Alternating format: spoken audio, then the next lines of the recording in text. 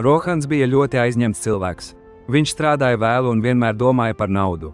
Viņa vecāki, Prija un Mohans, dzīvoja mazā, klusā ciematā. Viņi bija audzinājuši Rohanu ar lielu mīlestību. Viņi rūpējās, lai viņam vienmēr būtu ēdiens un labas drēbes, pat ja tas nozīmēja, ka viņiem pašiem bija jāiztiek bez. Tagad Rohanam bija labs darbs lielajā pilsētā. Viņš sūtīja viņiem naudu katru mēnesi, domājot, ka ar to pietiek. Viņš reti viņiem zvanīja un nekad viņus neapciemoja. Kādu dienu viņš saslima un viņam nācās doties mājās. Kad viņš ieradās, viņa māte steidzās uz virtuvi. Viņa pagatavoja viņam viņa bērnības iecienītāko dārzeņu zupu. Viņš ēda vienkāršo, silto zupu un sajūta milzīgu mierinājumu. Rohans atcerējās neskaitāmās reizes, kad viņi bija rūpējušies par viņu, neprasot neko pretī. Viņš paskatījās uz savu tēvu, kura rokas bija nogurušas no gadu darba.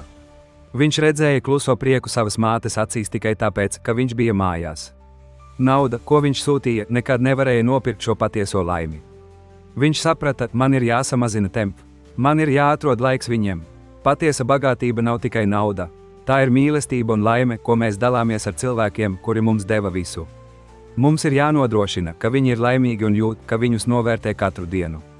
Šī ir lielākā mācība, ko mēs varam apgūt. Negaidiet, līdz būs par vēlu.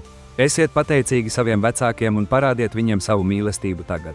Abonējiet Latvijan Repo un pastāstiet mums savu mīļāko vecāku atmiņu komentāros.